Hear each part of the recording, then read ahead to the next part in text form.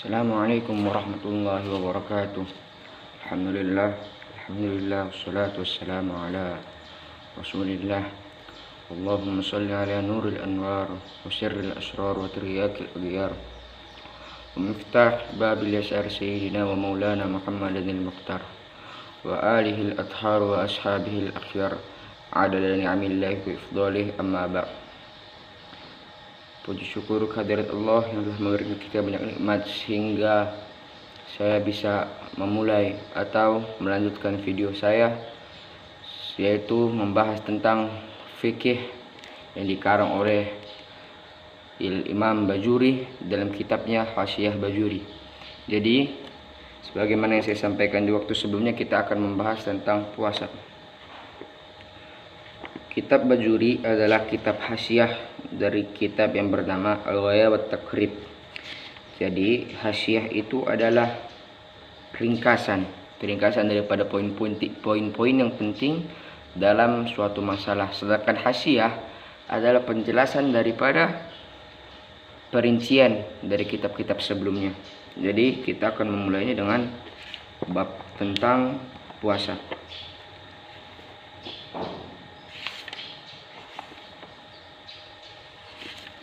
Baik, bismillahirrahmanirrahim. Qala musannifu rahimahullahu ta'ala wa nafa'ana bi'ulumihi fid dharaini, amin. Di sini musannif berkata dalam kitabnya Kitabu Ahkamis Siyami, yaitu kitab tentang hukum-hukum berpuasa. Wa huwa was-shaumu masdarani ma'nahuma lughatan, dan ialah siam dan saum, artinya dan ialah siam dan saum adalah masdar, dan makna keduanya secara bahasa adalah al-imsaku. Jadi makna siam dan saum itu artinya al-imsaku. Apa arti al-imsaku? Al-imsaku artinya menahan. Baru musannif atau pengarang kitab melanjutkan wa syar'an, dan menurut istilah imsakun an muftirin biniyatin makhsusatin jami'a naharin. Jadi puasa itu menurut istilah adalah menahan daripada sesuatu yang membatalkannya dengan niat yang khusus daripada siang hari, sekalian siang hari. Jadi maksudnya puasa itu menahan daripada sesuatu yang membatalkan puasa dengan niat yang khusus daripada sekalian siang hari. Karena kita akan apa maksud dari kalimat jami'a naharin di sini musannif menjelaskan ai min tulu'il fajri ila ghurubis syamsi, yaitu sekalian siang itu musannif mengatakan daripada terbit fajar hingga ghurubis syamsi, terbenam matahari. Jadi maksudnya kita berpuasa itu daripada terbit fajar dengan didahului dengan sahur sampai tenggelam matahari dan dibuka oleh berbuka puasa. Oke, lanjut. Wasyaraitu wujubis siyami arba'atu asya'a, dan syarat-syarat wajib puasa itu ada 4. Arba'atu asya'a, ada 4 macam. Apa yang pertama? Al-islamu wal bulugu wal aqlu wal qutratu 'ala shaumi. Jadi di sini musannif mengatakan syarat wajib puasa itu ada 4. Yang pertama Islam, yang kedua balik, yang ketiga berakal, yang keempat wal qutratu 'ala shaumi, yaitu mampu ia untuk melaksanakan puasa. Oke, kita masuk syarat pertama, al-Islam. Apa maksud Islam? Islam itu ketika ia mengaku bahwa asyhadu an la ilaha illallah wa asyhadu anna muhammadar rasulullah. Jadi dia bersaksi. Dan Islam di sini musannif mengatakan fajibu 'alal murtadi wujubi mutalabah. Maksudnya apa? Orang yang murtad itu juga dibebani padanya puasa. Mengapa? Karena dia dahulu itu telah Islam. Berbeda dengan orang kafir. Sejak lahir dia sudah kafir, maka tidak dibebani baginya puasa. Tetapi orang yang murtad, maksudnya dalam kata lain, waktu kecil dia sudah Islam, kemudian dia pindah ke agama, tetap ada pada dirinya kewajiban berpuasa. Oke, lanjut. Yang kedua wal bulugu, balik. Apa artinya balik di sini? Dia itu sudah mengeluarkan atau sudah pernah keluar sperma dalam dirinya, baik disengaja maupun tidak sengaja, sudah pernah merumpi basah dan lain-lain. Maka di sini di kalim ul bulugu, maka musannif menjelaskan fala yajibu 'ala shaibi, maka tidak wajib atas anak-anak. Karena kategori orang yang buluk itu, orang yang bagi laki-laki yang sudah balik itu 9 tahun ke atas. Jika 15 tahun ke atas dia belum pernah bermimpi basah, itu sudah dikatakan balik menurut penjelasan imam-imam fikih. Oke, lanjut. Wal aqlu ay tamyizu. Dan yang ketiga, berakal. Apa arti berakal itu? Ay at-tamyizu. At-tamyiz itu artinya mumayyiz. Apa arti mumayyiz? Dia sudah mampu membedakan antara yang hak dan yang batil. Dia sudah bisa membedakan antara yang benar dan antara yang salah. Maka itu dikatakan mumayyiz. Baru apa katanya?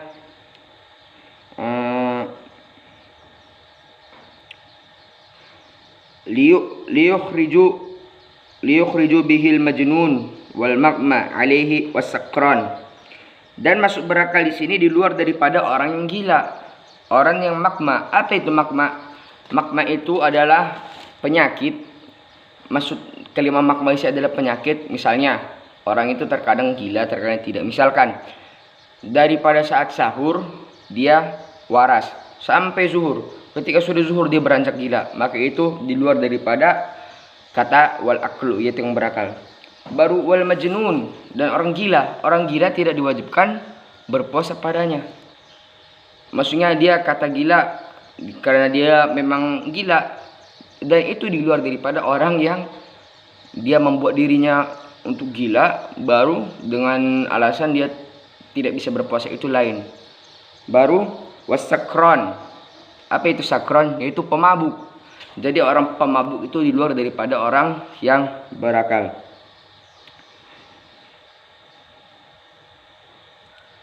Baru apa? Berarti orang yang majnun, orang yang gila, orang yang magma, yang punya penyakit magma, orang yang terkadang gila dan terkadang waras, dan sakron, fala yajibu alaihimul ada'u mutlaqan, maka tidak diwajibkan pada mereka puasa tanpa syarat. Baru di sini musannif mengatakan wa amma wujubul qada'i faqihi tafsilu. Dan adapun ketika orang itu sedang, misalnya dia orang yang majnun, gila, kemudian dia sembuh, maka wajib atasnya mengqada puasanya. Apa itu mengqada? Mengganti puasanya. Oke. Baru yang terakhir, wal qudratu 'ala saumi, dan ia bermampu untuk berpuasa. Jadi tidak dibebani seseorang itu berpuasa ketika dia sudah tidak mampu. Contoh, dia punya penyakit. Jika dia berpuasa maka akan berbahaya bagi dirinya. Contoh, orang yang penyakit lambung. Ketika dokter memvonis jika Anda berpuasa, kemudian Anda memaksakan diri Anda untuk berpuasa tapi Anda tidak bisa melakukannya, maka Anda bisa misalnya bisa wafat atau bisa meninggal, maka itu tidak dibebani kewajiban berpuasa. Makanya di sini musannif mengatakan wal qudratu 'ala saumi, dan dia mampu untuk berpuasa. Jadi untuk pertemuan kali ini poinnya ada 4. Syarat wajib puasa itu Islam, walaupun dia orang murtad. Kenapa? Kenapa orang murtad itu diwajibkan berpuasa? Karena dia keluar daripada kaidah Islam. Karena dia dulu sudah Islam, tetapi dia keluar dari Islam, maka tetap diwajibkan padanya berpuasa. Yang kedua, poin yang kedua adalah orang yang balik, orang yang sudah bermimpi basah, orang yang sudah dewasa, dan orang yang berakal. Dan di luar daripada orang berakal itu ialah orang yang gila, orang yang kadang waras kadang tidak, atau yang punya penyakit magma, dan orang yang pemabuk. Tapi jika mereka sudah sadar atau sudah sembuh dari yang 3 ini, maka diwajibkan atas mereka mengqada puasa-puasanya yang tertinggal. Dan yang terakhir, poin yang terakhir, wal qudratu 'ala shaumi, yaitu ia mampu untuk melaksanakan puasa. Maka dari itu, marilah pada bulan Ramadan ini kita tunjukkan